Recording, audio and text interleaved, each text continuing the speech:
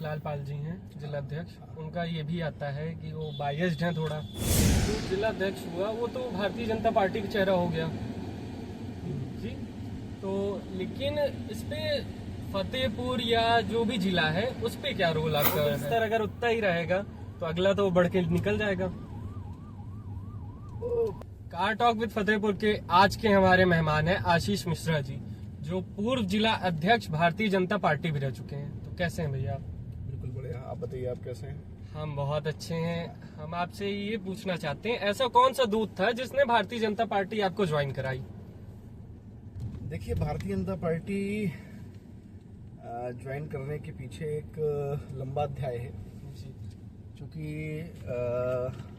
छात्र कार्यकाल से या छात्र संघ से राष्ट्रीय स्वयंसेवक संघ का एक विंग है अखिल भारतीय विद्यार्थी परिषद। अखिल भारतीय विद्यार्थी परिषद में मैंने लंबे समय तक काम किया। नगर मंत्री, जिला सह संयोजक, देश कार्य सदस्य तक मैंने उस पर काम किया और विद्यार्थी परिषद में छात्रों की समस्याओं को लेकर आंदोलन करता रहा। अखिल भारतीय विद्यार्थी परिषद में मुझको आज भी दिन याद है कि एक समय विद्यार्थी परिषद का कॉलेज बंद करो अभियान हुआ था फीस वृद्धि के विरोध में, जिसमें उस समय विद्यार्थी परिषद के नेता रहे अनु श्रीवास्तव जी कॉलेज बंद कराने आए थे। तो जब उन्होंने कॉलेज बंद कराने के लिए आह्वान किया कि जाकर विद्यालय के जो घंटा होता है, बेल होती है, उसको कौन जाके बजाएगा, तो मैंने जाके पहला बेल बजाया था। वो दिन है और आज का दिन है। वो बेल बजाने से ही मैं विद्यार्थी परिषद में सक्रिय हुआ, छात्र संघ संगठनों में सक्रिय हुआ, छात्र संघ चुनाव में सक्रिय हुआ। उसके बाद तब से आज तक लगातार अनवरत राष्ट्रीय स्वयंसेवक संघ, विद्यार्थी परिषद और भारतीय जनता पार्टी में रहा। और ये जब आप जिला अध्यक्ष थे तो जिला अध्यक्ष का प्रदेश में या ऐसे जिला में स्तर में क्या फर्क आता है? देखिए, जिला अध्यक्ष एक बहुत बड़ी भूमिका होती है और जिला अध्यक्ष का काम भी बहुत बड़ा होता है। एक प्रकार से ये मान लीजिए कि जिला अध्यक्ष जो होता है वो पार्टी का प्रतिनिधित्व करता है अपने जनपद में। पार्टी का वो चेहरा होता है। बहुत सारे कठिन निर्णय भी लेने पड़ते हैं, बहुत सारे अच्छे निर्णय भी लेने पड़ते हैं, बहुत सारे कठोर निर्णय भी लेने पड़ते हैं। जिसका प्रतिफल अच्छा हो या बुरा, जिलाध्यक्ष को ही भुगतना पड़ता है। तो जैसे अभी हमारे करंट में मुखलाल पाल जी हैं जिला अध्यक्ष, उनका ये भी आता है कि वो बायस्ड हैं थोड़ा, एक अपने समाज के लिए बायस्ड। नहीं, ऐसा नहीं है, ये बिल्कुल गलत आरोप है। देखिए, चूंकि होता क्या है कि आजकल दो आरोप बहुत सस्ते होते हैं। पहला होता है आर्थिक, दूसरा होता है जातिगत। दो आरोप बहुत सस्ते लगाए जाते हैं, लेकिन जो मुखलाल पाल जी जिलाध्यक्ष हैं और चूंकि व्यक्ति महत्वपूर्ण नहीं होता, उस अध्यक्ष का जो पीठ होता है वो पीठ महत्वपूर्ण होता है और पीठ का सम्मान हम सबको करना चाहिए। मुखलाल जी उस पीठ में बैठे हुए हैं और मुखलाल पाल जी बहुत सीनियर नेता रहे हैं। भारतीय जनता पार्टी कई बार जिले के महामंत्री रहे हैं, कानपुर बुंदेलखंड क्षेत्र में भी महामंत्री उपाध्यक्ष रहे हैं। वरिष्ठ व्यक्ति हैं। वो पार्टी के बढ़ाने में जो काम अध्यक्ष के रूप में भूमिका उनकी रहती है, उतना अच्छा और बढ़ चढ़ कर वो उसको करने का प्रयास करते हैं। जी, आप अभी आपने कहा कि पीठ की इज्जत की जाती है, तो इस पे आप चेयर पे कह रहे हैं, जो कुर्सी पे है उसकी इज्जत हो रही है कि उस व्यक्ति की इज्जत हो रही है? भारतीय जनता पार्टी में अध्यक्ष हमारे यहाँ संविधान का एक पद होता है और संविधान के पद में जो भी विराजमान होता है वो अपने नैतिक कर्तव्यों का, नैतिक मूल्यों का निर्वहन करता है और वही काम मैंने किया, वही काम दिनेश वाजपेयी जी ने भी किया था, वही काम मुखलाल पाल जी भी कर रहे हैं।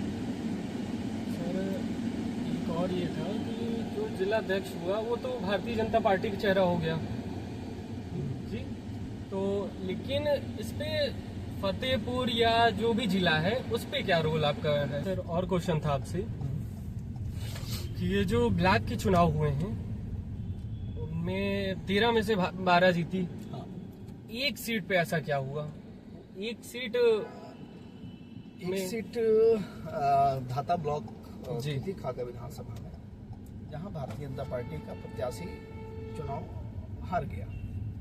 अब होता है जैसे कभी कभार सचिन भी बहुत अच्छा बैट्समैन है, लेकिन सेंचुरी हो सकता है न मार के 99 में आउट हो जाए। तो cricket by chance, politics by luck.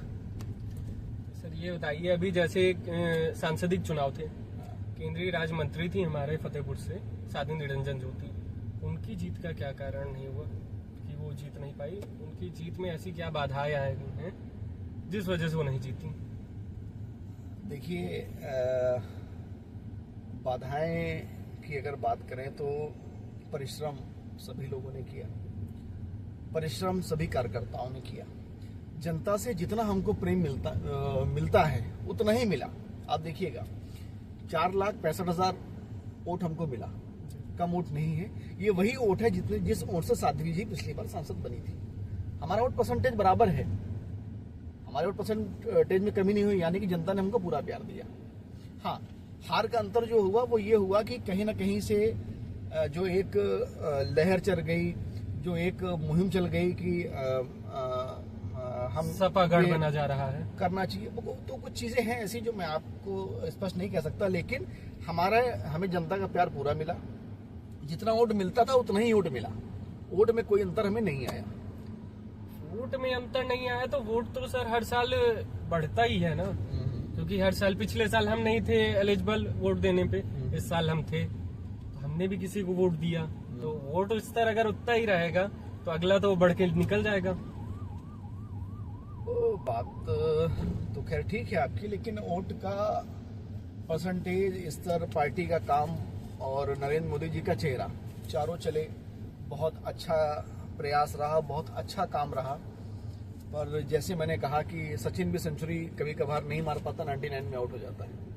तो सर आपने तो अपने स्पीच में ये भी कहा था तीसरी बार भाजपा फतेहपुर इतिहास रचेगी। प्रयास में कोई कमी नहीं थी, प्रयास में कोई कमी नहीं थी, इतिहास रचने के हम लोग करीब थे।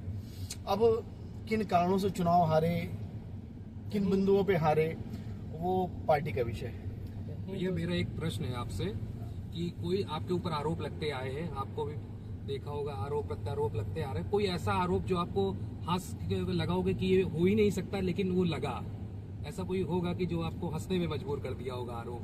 देखिए, राजनीति में मेरे जो जिनसे मैंने बहुत कुछ जीवन में सीखा है, ऐसे हमारे दो लोग मेरे जीवन में प्रमुख हैं।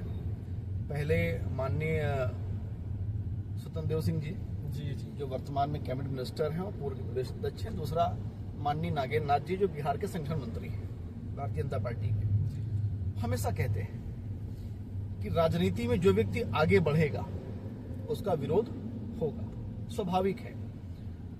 और राजनीति में या किसी भी क्षेत्र में जो व्यक्ति आगे बढ़ेगा उसके आगे बढ़ने से रोकने के लिए बहुत सारी बाधाएं आएंगी, आरोप लगेंगे, प्रत्यारोप लगेंगे, लेकिन हमको आरोप प्रत्यारोप में पड़ के अपना समय बर्बाद नहीं करना है, हमको आगे ही बढ़ते जाना। नहीं भैया, मेरा प्रश्न ये था कि कोई एक ऐसा आरोप जो आपको लगा कि हाँ ये हो ही नहीं सकता, पर मैंने हुआ। आपसे कहा ना, राजनीति में हाँ, जो भी व्यक्ति, लेकिन वो आपको हंसने में मजबूर कर रहा हो। परिणाम जो देगा, हाँ, जो परिणाम देगा उसका विरोध होगा। जी, जैसे क्या हुआ, अब टॉप तो वही करेगा ना जो पढ़ाई करेगा। हाँ। अब जो पढ़ाई नहीं करेगा तो वो तो बेचारा हुआ, अरे बेचारा नहीं पढ़ पाया, नहीं टॉप कर जाता। तो जो टॉप करेगा, जो पढ़ाई करेगा वही व्यक्ति टॉप कर सकता है, और जो पढ़ाई नहीं करेगा वो तो बेचारा है।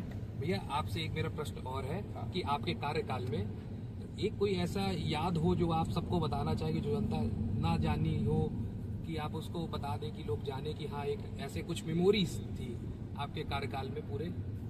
देखिए, शायद मुझे लगता है कि सबके आशीर्वाद से, मेरे माता पिता के, मेरे गुरुजनों के, मेरे राजनीतिक जीवन का सबसे लंबा कार्यकाल मेरा रहा है, 3 साल 9 महीना। जी।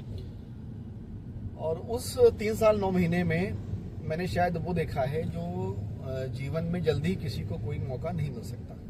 जैसे जब मुझे अध्यक्षीय कार्यकाल मिला, मिलने के बाद तुरंत कोविड आ गया।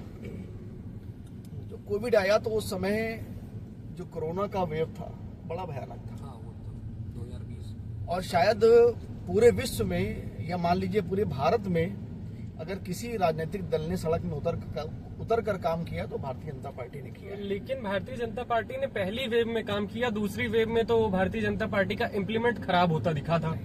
अगर दूसरी वेव में भारतीय जनता पार्टी का इम्प्लीमेंट खराब होता दिखता तो जितनी जल्दी से हमने कंट्रोल कर लिया, चाइना आज तक नहीं कर पाया। हमने कैसे कर लिया? ये क्वेश्चन तो योगी जी से पूछा गया था कि पहले वेव में आपने पूरी हमने बहुत ताकत लगाई कंट्रोल थी। किया। देखिए, अगर कोरोना काल में मैंने बहुत वेदना देखी है।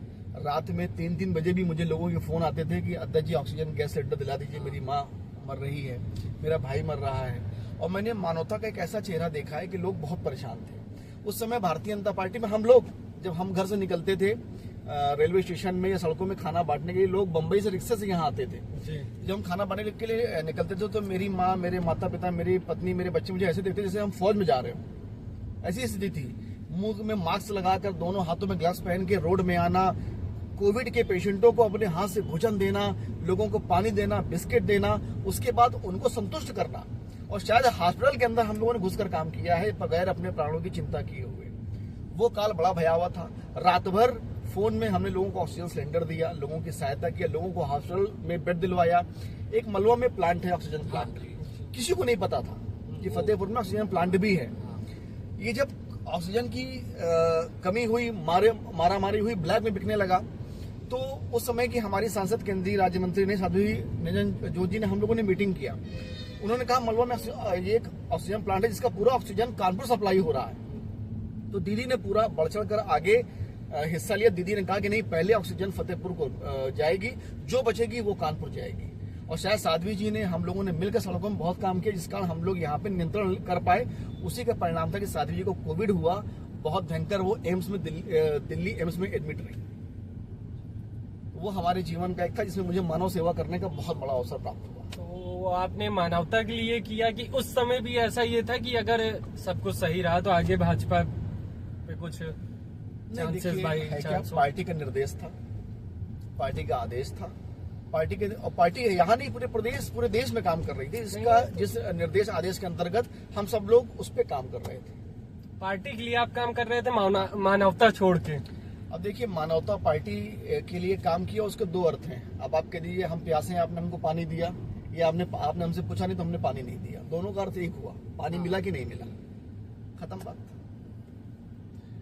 तो भैया ये बताइए, 27 में या 29 में हम आपको कब मैदान में देखेंगे? देखिए, ये तो पार्टी के ऊपर निर्भर करता है कि पार्टी हमारी उपयोगिता कहाँ चाहती है। तो पार्टी का जो आदेश होगा, पार्टी जिस लायक मुझको समझेगी, और जो पार्टी मुझे जहां उपयोग करना चाहेगी, हम उपयोग होने के लिए तैयार हैं। हमारे यहाँ पार्टी निर्णय स्वयं लेती है, पार्टी जो आदेश देगी उस आदेश पे हम काम करने को तैयार हैं। तो आपने कार्यकाल के बाद से तो आप दिख ही नहीं रहे हैं फतेहपुर में। नहीं, ऐसा नहीं है। कार्यकाल के बाद पार्टी जो भी काम उसको दे रही है हम कर रहे हैं। अभी सस्ता अभियान में पार्टी ने लगाया, हम गए, कार्यशाला में लगाया, हम गए। तो जो पार्टी के जो आदेश मिल रहा है वो हम काम कर रहे हैं। हाँ, अब आप ये सोचें कि पहले की तरह दिखें, भाई पहले अब जो अध्यक्ष हैं उनका कार्यभार बड़ा है, उनकी योजना बड़ी है। तो अब जो अध्यक्ष है उनका काम बड़ा है, तो संभव नहीं हो पाता, लेकिन जो भी है पार्टी के लिए काम कर रहा हूँ। भैया, आपके ऊपर आरोप लगते आए हैं कि आपकी एक वर्ग विशेष के लिए आप ज्यादा काम करते हैं, क्या ये सही है कि गलत है? नहीं, बिल्कुल गलत है। और मैंने कभी भी एक वर्ग के लिए काम नहीं किया। और अगर मैं बताऊं तो शायद सभी वर्ग के लोगों को मैंने समाहित करने का काम किया है। सभी वर्ग के लोग, अगर आप ब्लॉक प्रमुख उठा लेंगे तो सबसे ज्यादा ब्लॉक प्रमुख मैंने अपने कार्यकाल में बनाए हैं, जिनमें सभी वर्ग के लोग हैं।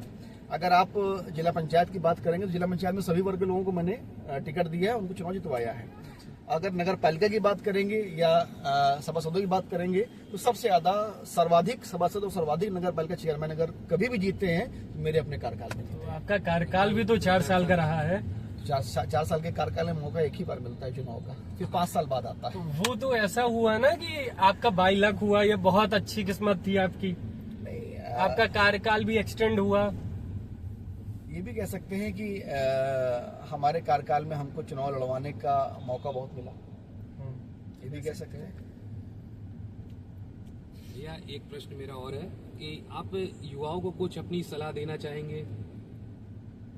देखिए, निश्चित रूप से आज के समय में हमारा जो युवा है उसकी अपनी जिंदगी शायद मोबाइल तक ही सीमित रह गई है। हाँ जी। मैं कई बार अपने भाषणों में कहता हूं कि हमारा जो परिवार पहले संयुक्त हुआ करता था वो अब एकांकी हो गया है। एकांकी मतलब हम अकेले रहने लगे हैं। पहले हमारे परिवार में हमारे ऊपर चाचा का भय हुआ करता था, ताऊ जी का भय हुआ करता था, दादी बाबा का। अब हमारा सिर्फ माता पिता तक हम आके सीमित हो गए। कहीं ना कहीं एकांकी परिवार में आने के कारण हमारी जो अपनी ग्रोथ है वो बढ़ी भी है, लेकिन उसका कहीं ना कहीं प्रभाव हमारे जीवन में पड़ा है। जैसे मैं देखता हूं आज के समय में जितना युवा है सब एग्रेसिव हो गया है। मन के अंदर गुस्सा रहता है, किसी से भी कुछ भी हुआ तो हाथ टाक तुरंत होती है, लड़ने मारने के तुरंत उतारू होते हैं, यानी कि सहनशीलता समाप्त हो गई है। और सहनशीलता समाप्त होने का कारण क्या है? कारण सिर्फ और सिर्फ ये है कि हम अपने परिवार को समय नहीं देते। खाना भी खाते हैं तो मोबाइल देखकर खाते हैं, रात में सो रहे हैं तो 12-1 बजे तक 2 तक हम ऑनलाइन हैं। तो कहीं ना कहीं हमने अपने जीवन को मोबाइल तक सीमित कर दिया है। इस कारण हमारे जीवन में सोशल मीडिया और इलेक्ट्रॉनिक के माध्यम से हम चिड़चिड़ापन हमारे जीवन में आ रहा है। मेरा युवाओं से आग्रह है कि अगर जीवन में आगे बढ़ना है तो पहला काम माता पिता की सेवा, उससे बड़ा कोई कर्तव्य जीवन में नहीं है। माता पिता का आशीर्वाद, माता पिता की सेवा ही आपको आगे बढ़ा सकता है, कोई भी लक्ष्य लेके। दूसरा, एक लक्ष्य तय करिए कि हमें इस लक्ष्य पे काम करना है।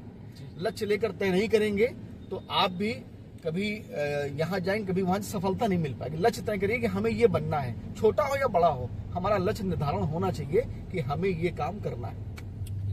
भैया मेरा एक प्रश्न और है कि जैसे कोई युवा है वो कोई भी पार्टी ज्वाइन करना चाहता है, पॉलिटिकल पार्टी, तो उसको क्या करना चाहिए, कैसे वो आए? देखिए, पॉलिटिकल पार्टी ज्वाइन करने के लिए तो सारे प्लेटफॉर्म खुले नहीं, हैं। प्लेटफॉर्म खुले कि मतलब एक लेकिन कुछ ऐसा कार्य करके आए? नहीं, ऐसा कुछ नहीं है। देखिए, राजनीति आज के समय अगर मैं कहूँ तो मुझे लगता है कि जो आदमी को लगता है कि नहीं हमें कुछ नहीं करना है, हमें कुछ नहीं करना है, वो क्या करते हैं, सीधे आके पॉलिटिक्स में लग गए। पॉलिटिक्स बहुत टफ जॉब है, लोग इसको ये समझते हैं बहुत टफ जॉब है। सबसे पहला क्या है, पॉलिटिक्स में आप किसी को संतुष्ट नहीं कर सकते। सबसे बड़ा चैलेंज, जिसको मिल गया वो आपको धन्यवाद भी नहीं देगा, घर में जाके बैठ जाएगा, और जिसको नहीं मिला वो आपको विरोध करना चालू कर देगा। पॉलिटिक्स में आप सबको संतुष्ट नहीं कर सकते। और राजनीति में जो भी युवा आ रहे हैं, आपका स्वागत है, क्योंकि अब की जो पॉलिटिक्स है वो यूथ ऑर्गेनाइज पार्टी है। अब यूथ ऑर्गेनाइज पॉलिटिक्स हो गई है, युवाओं पे राजनीतिक दल बहुत ज्यादा निर्भर हो गए हैं, और युवा जब आएगा आगे, अच्छा युवा आगे आएगा तो वही देश को बदलेगा। भैया आपके बारे में सुनने मिला था कि आप नशा मुक्ति मुहिम में जुड़े थे, तो उसके बारे में कुछ विचार साझा करना चाहें हम लोगों के साथ? देखिए, बहुत अच्छा प्रश्न आपने उठाया है, और निश्चित रूप से आज के समय में अगर मैं युवाओं की बात करूं तो नशे की तरफ हमारा युवा बहुत तेजी से आकर्षित हो रहा है। और नशा हमारे जीवन में उस दीमक की तरह है जो हमें भी खाता है, हमारा धन भी खाता है, हमारा चरित्र भी खाता है, और हमारे व्यक्तित्व में वो बाधा बनता है। आजकल मैं देख रहा हूँ छोटे छोटे बच्चे हैं, सिगरेट पी रहे हैं, मसाला खा रहे हैं, ड्रिंक ले रहे हैं। ये हमारे अपने लिए नहीं है। जो व्यक्ति जीवन में सफल हो जाए, जो व्यक्ति अपना एक एम, अपना एक मापदंड स्थापित कर दे, नहीं हम यहाँ पे हैं, तो वो बनने के लिए बहुत संघर्ष करना पड़ता है, बहुत झेलना पड़ता है। तो वो बनने के बाद नशा कर सकते हैं? नहीं, बिल्कुल नहीं कर सकते। मैं तो आप तो वही कह रहे हैं। नहीं, मैंने क्या कहा, वो मापदंड आपको पाने के लिए आपको बहुत संघर्ष करना पड़ेगा, और नशा उस संघर्ष में आपके लिए बाधक है। तो भैया ये बताइए, जैसे अभी आप अपने फतेहपुर के विपक्ष के बारे में क्या कहना चाहेंगे? देखिए, विपक्ष फतेहपुर का हो, प्रदेश का हो या देश का हो, विपक्ष की अपनी एक भूमिका होता है। अगर हम भी कुछ गलत कर रहे हैं, हमसे, देखिए हम मानव हैं, हमसे भी गलतियां 20 हो सकती हैं, भगवान नहीं। लेकिन अगर हमसे भी कोई गलती हो रही है तो विपक्ष का काम है उस गलती की तरफ हमें इंगित करना। लेकिन अब पक्ष और विपक्ष एक ऐसी वो हो गया है कि अब राजनीति की परिभाषा बदल गई है। अब आरोप प्रत्यारोप जनता के हित में नहीं होते, व्यक्तिगत हित में ज्यादा होते हैं। अब कहीं ना कहीं विपक्ष अपनी भूमिका से भटक गया है। और विपक्ष अब व्यक्तिगत राजनीति हित और लाभ के लिए करने लगा है, न कि जनता के हित के लिए और न कि समाज के हित के लिए। ये मेरा एक और प्रश्न है आपसे कि आपके कार्यकाल में मेडिकल कॉलेज खुला था, उसमें अभी तक कार्य मतलब उतना अच्छे से चालू नहीं हुआ। पीडी चालू हुई है, लेकिन उसमें व्यक्ति भी 151 से ज्यादा नहीं जा पा रहे हैं। हाँ, क्यों आदमी मेडिकल कॉलेज की बजाय सदर अभी प्रेफर कर रहा है?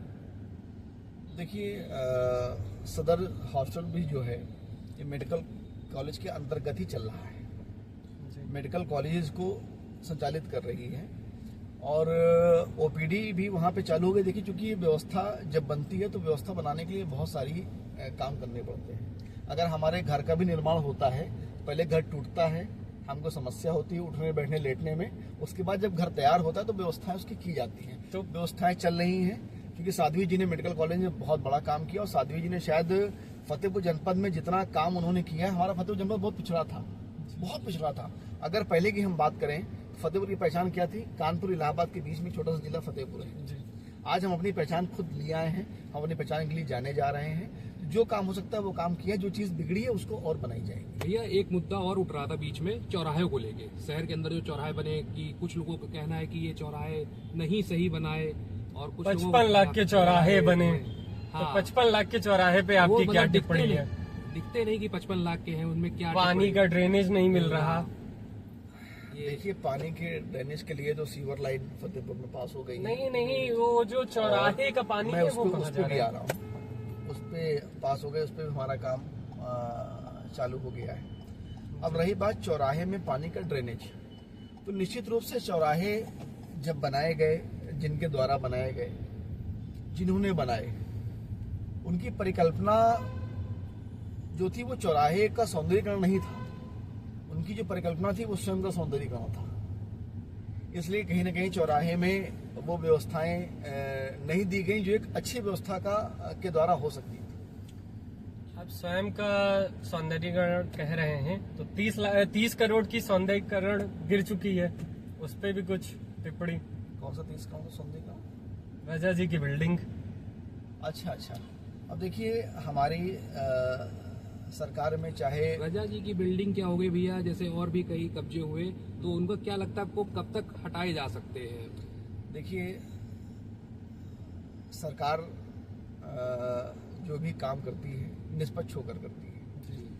अब उस निष्पक्ष काम के अंतर्गत जो लोग भी उसमें बाधक बनेंगे, जो लोग भी समाज को या लोगों को, जो लोग भी उनके कार्य में बाधा बनेंगे, सरकार उनसे अपने अनुसार निपटती है, उसका एक हिस्सा है। कानून हाथ में लेने का किसी को अधिकार नहीं है। तो और जो हमारे पूर्व नगर पालिका अध्यक्ष थे हाजी रजा, उन्होंने प्रधानमंत्री के ऊपर टिप्पणी भी की। पहली बात तो हाजी रजा ये कभी नगर पालिका अध्यक्ष नहीं रहे, माता जी थी उनकी। अब आप सही आए। मेन फेस तो उन्हीं का था ना, बताइए। देखिए, फेस होना और नगर पालिका अध्यक्ष होना दोनों में अंतर होता है। आप बड़े चैनल में बड़ी बात कर रहे हैं, है ना? इसलिए हमें ये भी देखना है कि वो कभी वो नहीं रहे, और जो ऐसा करेगा वैसा भरेगा, उसमें हमारी कोई टिप्पणी नहीं है। भैया जैसे यहाँ पे अभी आपके कार्यकाल में ही चौक का चौड़ीकरण हो रहा था, मतलब मकान टूट रहे थे कई, तो उसमें कुछ विरोध हुआ कि कई मकान टूटने से बचाए भी गए, चौड़ा ना करने दिया गया, और कहीं कहीं पे बहुत अच्छे से हुआ। नहीं, वो मेरे कार्यकाल में नहीं था, वो मुझसे पहले जो जिलाध्यक्ष थे प्रमोद द्विवेदी, उनके कार्यकाल में था। जब तो आपकी उसमें क्या टिप्पणी की, मतलब सही हुआ कि गलत हुआ? अब देखिए, अंजनी कुमार जी ने शहर में काम बहुत अच्छा किया। हाँ, वो तो है। आज अगर हमारी सड़कों हमारे शहर के अंदर जाम नहीं लग रहा है, सड़कों को चौड़ीकरण हुआ है, तो अंजनी कुमार जी की देन है। और अंजनी कुमार जी शायद बहुत बड़ी विकास की योजना, बड़ा विकास का खाका लेकर फतेहपुर में आए थे। अब चौड़ीकरण में मैंने पहले कहा कि जब किसी का मकान बनता है, हाँ, तो कहीं ना कहीं कुछ न कुछ बाधाएं आती हैं। मकान बनने के बाद जो सुख मिलता है वो उसका अलग ही मजा होता है। अब कोई उसमें सब्र कर पाया, कोई नहीं कर पाया। नहीं, तो ऐसा क्यों नहीं हुआ? थोड़ा सा एक कि मतलब जब पूरा शहर टूट रहा था तब कोई नहीं है, जब जैसे ही चौक की बारी आई तो लेट के धरने हुए हैं। अब देखिए, जो धरने हुए हैं उस पर मेरी कोई टिप्पणी नहीं है। बस एक ही बात कहूँगा कि अंजनी कुमार जी आज फतेहपुर का जो भी चौड़ीकरण, जो सड़कें हमको चौड़ी दिख रही हैं, अगर एम्बुलेंस नहीं फंसती है, जाम नहीं लगता है, बच्चे सकुशल सुरक्षित अपने स्कूल समय से पहुंचते हैं, कोई किसी प्रकार की बाधा सड़कों में नहीं आती है, इसमें अंजनी कुमार जी भैया का मेरा एक बहुत प्रश्न बड़ा योगदान आपसे और है। आपकी केंद्र में भी सरकार है, प्रदेश में भी है, कुछ ऐसे कॉलेज हैं जो मतलब डिग्रियां बेच रहे हैं, ऑटोनॉमस कॉलेज। ऑटोनॉमस हो गया कि मतलब डिग्रियां बेच रहे हैं, उनके खिलाफ मतलब क्या सरकार की योजना है, इसके बारे में कुछ साझा है। करेंगे? देखिए, सरकार ने बहुत, केंद्र सरकार ने बहुत बड़े स्तर पे फेक और फर्जी यूनिवर्सिटियों को ब्लैक लिस्टेड किया है, बहुत बड़े स्तर पे किया। सर, बहुत सारी आप बोल रहे फेक यूनिवर्सिटियां, ब्लैकलिस्ट करा, लेकिन अभी वो कार्यरत हैं अपने। देखिए उसमें। अब जैसे आजकल हमारे फोन में फोन आता है जी जी कि आपका बेटा, अभी मेरे फोन में एक दिन आया कि हाँ, आपका बेटा थाने में बैठा है। थाने पकड़ लिया है, हाँ, जी अगर आप चाहते हैं कि हम छोड़ दें तो फला अकाउंट में तुरंत पैसा भेज दें। जी जी। तो हमारा पहले ये देखे ना कि हमारा बेटा थाने में बैठा, मेरा बेटा 5 साल का थाने में कहाँ से पहुंच जाएगा। जी, जी। फोन करना नहीं आता, पहले हम तो पकड़ लिए भाई, मेरा बेटा 5 साल का, वो स्कूल गया, थाने क्या पहुंचे, तो हम तो उसके झांसे में नहीं आए। तो पहले हम ये तय करें कि हम जो यूनिवर्सिटी की डिग्री ले रहे हैं, हम उसकी जांच करें कि यूनिवर्सिटी ऑथेंटिक है कि नहीं। तो सर ऑथेंटिक उसमें आपको तो फिर पेपर देना पड़ता है। ऐसे तो बिना पेपर के जब किसी को डिग्री मिल रही, डिग्री नहीं देते, वो आखिरी की 6 सेमेस्टर की मार्कशीट देते हैं, जिससे सारे काम हो जाते मैंने हैं। आपसे फिर कहा, हमें अगर आप फेक चेक करना चाहते हैं तो फर्स्ट पहला है सेंट्रल गवर्नमेंट की वेबसाइट में हम ये देखें कि वो यूनिवर्सिटी एफिलेटेड है कि नहीं, ऑथेंटिक है कि नहीं, उसकी मान्यता सेंट्रल गवर्नमेंट से है कि नहीं। अब कोई फर्जी यूनिवर्सिटी बनी, हम वहां लेके पहुंच गए, तो आदमी तो आज के समय में हमें नुकसान देने को बैठा ही बैठा है। हम कैसे बचते हैं वो हमारी अपनी क्षमता है। हालांकि बहुत सारी यूनिवर्सिटियों में, फेक यूनिवर्सिटी में सरकार काम कर रही है, बैन भी हुआ है, लेकिन फिर भी मेरा आपके चैनल के माध्यम से लोगों से आग्रह है, हम किसी भी यूनिवर्सिटी की डिग्री लेने जा रहे हैं, एक बार हम चेक करें वेबसाइट में एफिलेटेड है कि नहीं। क्योंकि एक मोटी सी बात है, मेरे पिताजी मुझसे कहते हैं कि जो चीज तुमको बड़ी आसानी से मिल जाए और जो चीज तुमको बड़ी आसानी से उपलब्ध हो जाए, सस्ती मिल जाए, उपलब्ध हो, तो ये मान लेना कि वो चीज सही नहीं है। क्योंकि अच्छी चीज आपको जब भी जीवन में मिलेगी तो संघर्ष आपसे लेगी, और आपको कोई भी अच्छी चीज बड़ी आसानी से नहीं मिलती। सर सस्ती अच्छी कुछ चीजें होती हैं जो सस्ती भी होती हैं, अच्छी भी होती हैं, वो जब मिल जाए। देखिए, हमने आपसे पहले कहा कि अगर कोई यूनिवर्सिटी की डिग्री आपको बगैर पेपर दिए मिल रही है, बगैर अटेंडेंस दिए मिल रही है, बगैर जाए मिल रही है, बगैर परीक्षा दिए मिल रही है, तो ये मान लीजिए भैया अच्छी मेरा नहीं है। एक और प्रश्न है आपसे कि अभी स्कॉलरशिप का मुद्दा उठा था कि कुछ लोग फर्जी तौर से स्कॉलरशिप उठा रहे हैं। कई कॉलेज हैं जो छात्र नहीं भी है छात्र तो भी रजिस्ट्रेशन करके स्कॉलरशिप उठा रहे हैं, तो उसमें आपकी क्या टिप्पणी रहेगी? अब ये तो जांच का विषय है, अगर कोई शिकायत आएगी। नहीं, शिकायत तो आ रही है बकायदा, कई कॉलेजेस से आई, कई जगहों पे आप ही पार्टी ने मुद्दा उठाया था और बाकी उतनी बड़े मीडिया नहीं, चैनल मुद्दा पे अगर उठाया होगा तो उस पर कार्रवाई भी हुई कार्रवाई होगी। हुई, लेकिन उतने बड़े मीडिया कवरेज नहीं मिल पाई किसी कारणवश। और बाकी नहीं, अगर ऐसा कोई मुद्दा मेरे संज्ञान में आएगा तो मैं अपने लेटर पैड पे शिकायत माननीय मुख्यमंत्री से स्वयं करूंगा। जी जी ऐसा आप क्या फतेहपुर में विकास देखना चाह रहे हैं? ऐसा क्या विकास देखना चाह रहे हैं जिससे आप प्रसन्न हो? देखिए, फतेहपुर में अगर विकास की बातें करें तो फतेहपुर में सबसे बड़ी जो आवश्यकता आज के समय में है वो हमारा, अगर फतेहपुर में हमारे बाहर से कोई रिश्तेदार हमारे यहाँ आता है तो यहाँ पर उनको घुमाने के लिए, उनको दिखाने के लिए ऐसा कुछ नहीं है कि हम उनको कहीं ले जाकर, अगर हमें कहीं घूमने दिखाना तो कहाँ जाते हैं, कानपुर या लखनऊ, है ना। तो फतेहपुर हमारा निश्चित रूप से अभी भी कुछ चीज़ों में पिछड़ा है, जिसमें अगर कोई बड़ी योजना के तहत हम सब लोग मिलकर काम करेंगे तो फतेहपुर, हमारा देखिए, हमारा फतेहपुर हाईवे में है। आप हाईवे का कोई डिस्ट्रिक्ट उठा लीजिए, आपको वो हाईवे के डिस्ट्रिक्ट बहुत बड़ी संख्या में अच्छे मिलेंगे, सुव्यवस्थित मिलेंगे और सुंदर मिलेंगे, जितने हाईवे के डिस्ट्रिक्ट हैं। और हाईवे में होने के बावजूद भी हम लोग कहीं ना कहीं उस व्यवस्था के तहत संतृप्त नहीं हो पा रहे जो हमको होना चाहिए। अगर फतेहपुर हमारा विकास के रूप में तो बहुत आगे बढ़ गया, लेकिन सौंदर्य के रूप में आगे बढ़ेगा तो मुझको अच्छा लगेगा। मतलब पर्यटन का और विकास होना चाहिए। पर्यटन का विकास होना चाहिए। तो भैया मेरा एक आपसे और प्रश्न है कि आपको क्या लगता है कि फतेहपुर में जंक्शन बनना चाहिए कि नहीं बनना चाहिए? बिल्कुल बनना चाहिए, क्योंकि अभी इसके काफी सर्वे भी बिल्कुल हुए, बिल्कुल फिर उसके बनना बाद चाहिए। वो फतेहपुर में जो अभी हमारा रेलवे का सौंदर्यीकरण हुआ, रेलवे स्टेशन का अमृत योजना के अंतर्गत हुआ है, और साध्वी जी ने बहुत मेहनत बहुत संघर्ष करके अमृत योजना के अंतर्गत ये रेलवे स्टेशन यहाँ पास करा के लाई है। अब देखिए हमारा फतेहपुर उत्तरी भी सुंदर हो गया और फतेहपुर दक्षिणी भी सुंदर हो गया, कितना सुंदर हो गया।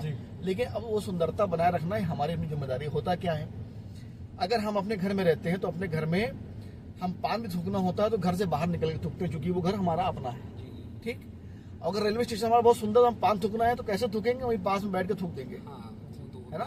हमारे मन में हमें भाव बदलना है कि जो चीज सरकारी है वो चीज हमारी नहीं है। हम ये मन के अंदर भाव लाएं कि जो चीज सरकारी है वो चीज हमारी है, तो हमारा चीज सुंदर भी रहेगी, अच्छी भी लगेगी, और फतेहपुर में हमारा एक योगदान भी रहेगा। तो अभी भी ऐसे कुछ सभासद हैं फतेहपुर के जो आपके कार्यकाल में ही जीते हैं, उसके बाद चुनाव ही नहीं हुए, तो वो मतलब अपना मोहल्ला देख नहीं रहे, वो बड़ी राजनीति की तरफ जा रहे हैं अपने मोहल्ले को छोड़कर, तो उनकी कंप्लेनें होती हैं, उस पर कोई रिएक्शन नहीं इस बार उठ रहा है। देखिए चुनाव जीतने के बाद अगर कोई राजनीति लंबे समय के लिए करना चाहता है जी, तो चुनाव छोटा हो या बड़ा हो, चुनाव होता है। चुनाव छोटे और बड़े की जो तैयारी होती है वो सेम होती है, कोई अंतर नहीं होता। पर कोई व्यक्ति अगर जनता से मुख मोड़ेगा, जनता के बीच में नहीं जाएगा, तो दोबारा वोट मांगने जनता के बीच में फिर जाएगा ना, तब जनता उसे मुख मोड़ लेगी। तो 5 साल तो हमारे खराब हो गए इस हिसाब से। अगर जैसे हमारा सभासद है, उसने कुछ काम नहीं किया, या अभी जो चल रहा था ईंटों वाला काम, जो कि मूर्ति रखने के पहले सौंदर्यीकरण हो रहा था, तो उस पे कुछ सभासदों ने नहीं करा, या मच्छर की जो केमिकल है वो दवा नहीं छिड़कवाई, तो ये सब चीजों पे भी तो पार्टी को ऊपर हेड बोलना चाहिए ना। मैंने आपसे पहले ही कहा कि जो व्यक्ति चयनित हो जाते हैं उनको दोबारा चयन के लिए फिर जनता के पास जाना पड़ता है। काम अच्छे करोगे जनता चुनेगी, नहीं करोगे तो जनता दोबारा आपको नहीं चुनेगी। तो 5 साल हम अपने खराब मान लें। अब चूंकि चयनित होने के बाद 5 साल के बीच में कोई ऑप्शन भी तो नहीं होता, तो इस पे तो आपकी पार्टी को करना चाहिए ना। कोई अगर भाजपा का है, ऐसे भाजपा का क्या, कोई भी पार्टी का भैया। ऐसे अगर कोई भी सभासद होते हैं जो जनता के बीच में नहीं जा रहे हैं, काम नहीं कर रहे हैं, पहली बात तो अगर जनता ने आपको चुना तो आपको जनता ने बहुत मन से चुना है जी। और बहुत सारे हमारे विधायक सांसद जो होते हैं वो ग्राम प्रधान चुनकर भी आते हैं, बाद में विधायक सांसद भी बनते हैं। जी जी जी। तो सांसद से लेकर जो विधायक तक का सफर होता है ना, वो आपकी कार्यकुशलता ही आपको वहां तक पहुंचाती है। अब आप प्रधानी में ही फेल हो जाएंगे तो दोबारा जीवन में न प्रधान हो पाएंगे और न विधायक सांसद बन पाएंगे। तो अगर आपको लंबी राजनीति करनी है तो आपको जनता के सेवक के रूप में काम करना पड़ेगा, मालिक के तौर पे, मालिक के तौर पे नहीं। मालिक के तौर पे नहीं तो पार्टी नहीं कुछ बोलती क्या ऊपर हेड से? अभी आपने कहा पार्टी के निर्णय देखिए मैं चलूंगा। मैंने पहले ही कहा कि अगर कोई शिकायतें सामने आती हैं, अब आपने शिकायत बताई है, जो भी सभासदों को उससे एक बार हम बात कर व्यक्तिगत रूप से हम बात करके उसका काम करने का प्रयास करेंगे। लेकिन अगर कोई बात ही नहीं आएगी तो फिर कैसे संभव है? पुलिस ने एक वो भी किया है कि ट्वीट आप करिए, पुलिस ट्वीट के माध्यम से भी निकाल लेगी। ऐसा भारतीय जनता पार्टी क्यों नहीं कर रही? नहीं, आप ट्वीट करेंगे तो वहां से भी आपको रिप्लाई आएगा।